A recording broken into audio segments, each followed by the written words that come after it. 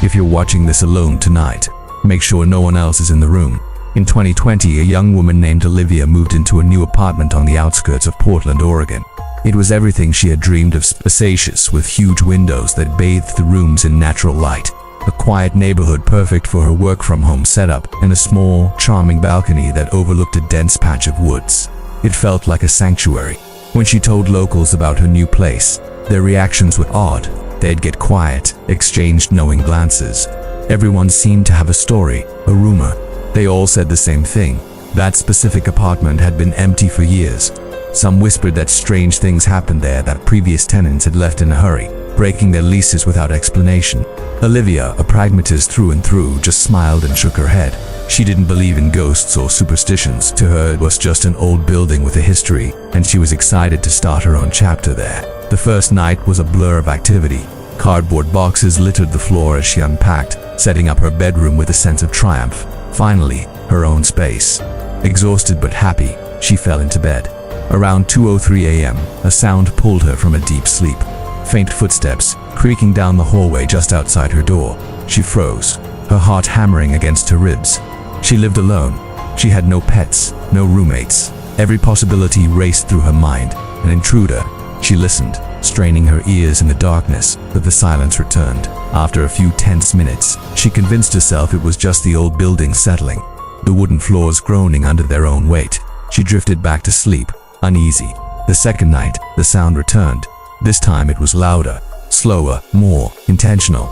It wasn't the random creaking of a house. This was a distinct rhythm, a deliberate pacing. Thump, thump, just outside her bedroom. Panic began to set in. She grabbed her phone and checked the feed from the small security camera she'd set up in the living room. Nothing. The feed was clear. The front door was locked, the chain secured. Every window was shut tight. Yet the sound continued, a relentless patrol in her hallway. It felt like something was waiting. By the third night, a new unsettling strangeness began. As Olivia stood in front of her bathroom mirror brushing her teeth, she noticed something was wrong with her reflection. It was lagging, just a fraction of a second behind her own movements. When she waved her hand, the reflection's hand stayed still for a split second before mimicking the motion. She blinked, rubbed her eyes, and tried again. The delay was still there. She told herself it was just exhaustion playing tricks on her mind. She'd been stressed, not sleeping well. It had to be a hallucination. Later that night, at precisely 2:47 a.m., the lights in her apartment began to flicker wildly. The air grew cold, a sudden biting chill that had nothing to do with the weather outside.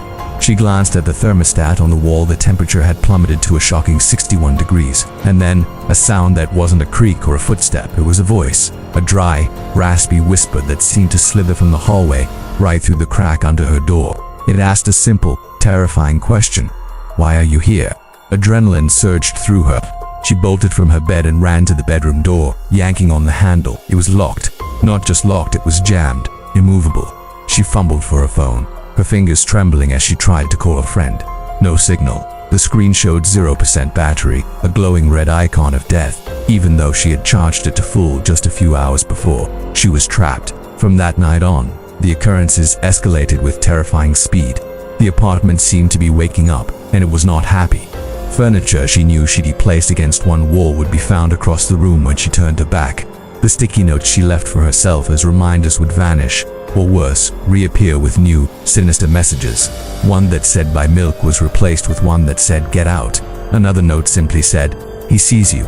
The small hairline cracks in the antique mirrors began to spread, branching out like spikes. Over a few days, the cracks formed words, letters etched into the glass itself. "Stay forever." Desperate for proof that she wasn't losing her mind, Olivia set up a video camera in the hallway, pointed directly at her bedroom door, and let it record through the night. The next morning, with a sense of dread, she sat down to review the footage. For hours, there was nothing but the empty, silent hallway. Then, at 3:13 a.m., a shape materialized out of the shadows. It was a figure, tall and impossibly thin, draped in what looked like a long, dark cloak. It had no face, just a smooth, blank surface where features should have been. It didn't walk. It glided, hovering just above the floor.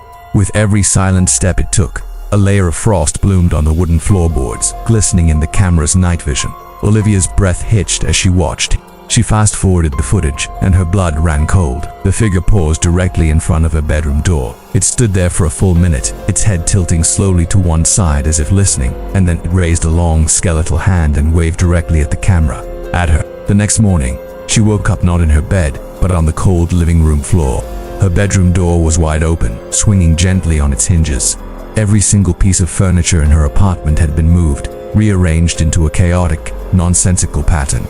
And on the wall, written in the condensation that now covered every surface, were 3 chilling words: "You're mine now." She had to get out. She grabbed her keys and purse and ran for the front door.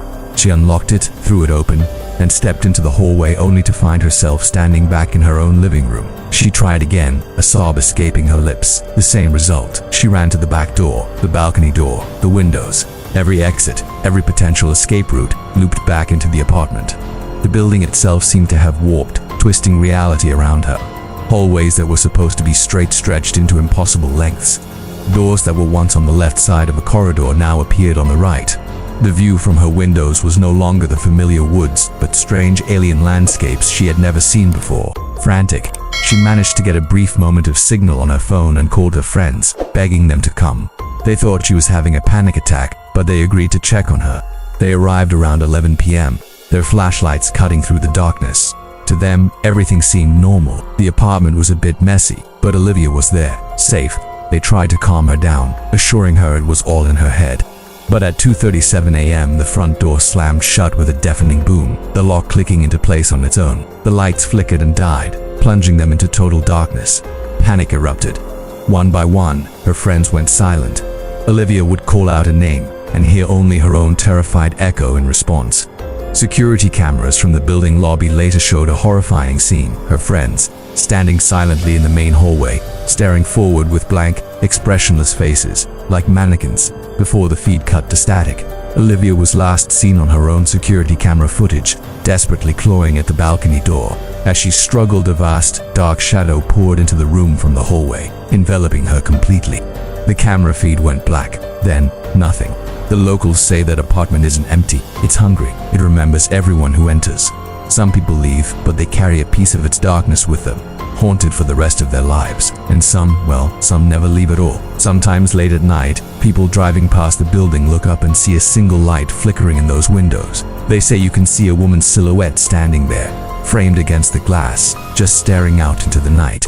Sometimes she's waving, sometimes she's smiling, but she's always watching. And if you ever find yourself moving into an apartment that has been empty for a little too long, and you hear footsteps in the hall at night, or you notice your reflection in the mirror is just a little too slow, just remember, Olivia's not gone. She's part of the place now, and it never forgets. Thanks for watching. If stories like this give you chills, make sure to follow for more. Sleep tight.